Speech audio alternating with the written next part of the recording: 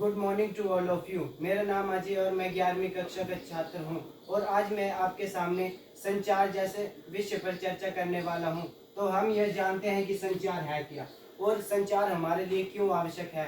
तो संचार का परिचय।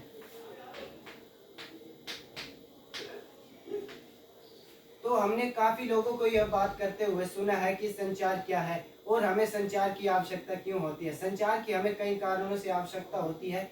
इससे हम अपनी सूचनाओं तथा अपनी भावनाओं को संचार के तरीके से व्यक्त कर सकते हैं और हम यह दूसरों की भावनाओं को भी समझ सकते हैं और अपनी भावनाओं को भी समझा सकते हैं।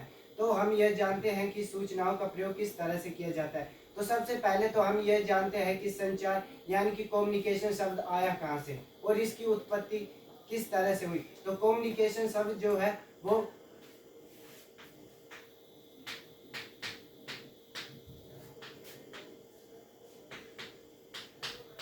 कम्युनिकेशन शब्द जो है वो लैटिन भाषा के कम्युनिकेशन शब्द से लिया गया है, जिसका अर्थ है अपनी सूचनाओं को प्रदान करना, जैसे साझा करना।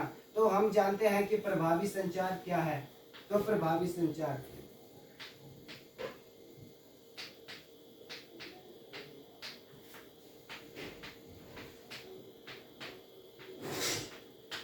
प्रभावी संचार में सर्वप्रथम है सरल शब्दों का प्रयोग।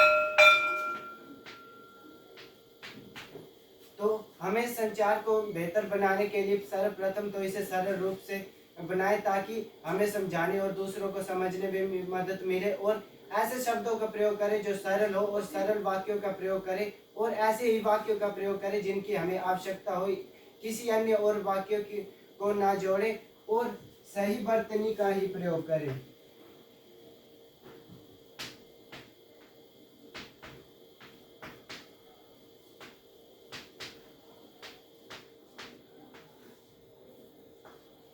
हमें केवल सही वर्तनी और व्याकरण का ही प्रयोग करना है और किसी हमें अन्य भाषा का प्रयोग नहीं करना है जिसकी हमें आवश्यकता ना हो।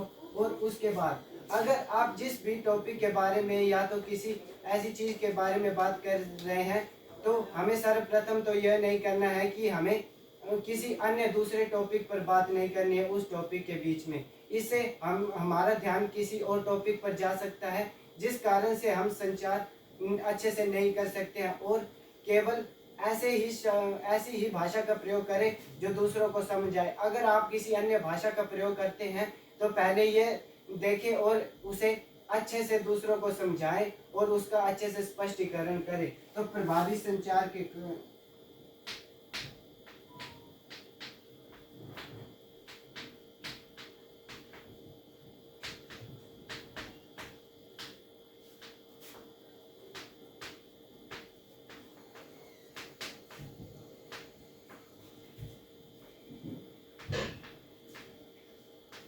संचार को प्रभावित करने वाले कारक, जैसे हमने देखा है कि कभी कभी कई लोग ऐसे होते हैं जिनके अंदर जो कमियां होती है वह दूसरों को अच्छे से स्पष्ट नहीं कर सकते हैं, जैसे कि भाषा।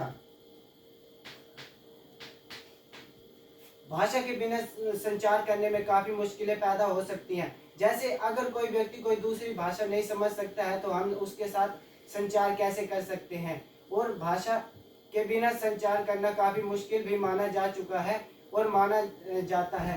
तो भाषा के बाद आता है दृश्य। दृश्य भी काफ़ी जरूरी माना जाता है। जैसे हम किसी स्थान पर जाते हैं तो हमें कहीं पोस्टरों या कहीं पर ऐसे किसी भी चीज़ का या तो चित्र बनाया गया होता है और जिसमें हमें देखकर यह अनुमान लगा सकते हैं कि यहाँ पर कोई कार्य करना है या नहीं करना है। तो उसके बाद आता है पर्यावरण।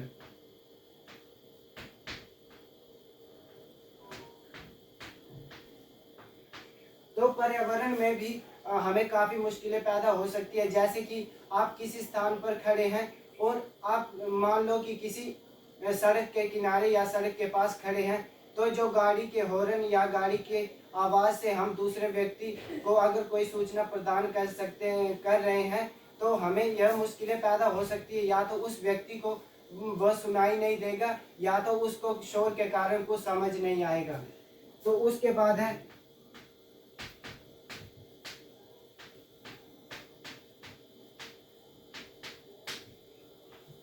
व्यक्तिगत कारक, व्यक्तिगत कारक में होता है कि हाँ भावनाएं, तो भावनाओं में हम कई कारण से कार्य नहीं कर सकते हैं, तो भावनाएं भी इसमें मुख्य रूप से। उसके बाद है सोचने का तरीका, तो सोचने का तरीका भी इसमें महत्वपूर्ण माना जा सकता है, क्योंकि हम जिस तरह का सोचेंगे उसी तरह का हम कार्य भी करेंगे। धन्यवाद। यहीं पर हमारे यह टॉपिक समाप्त होता है।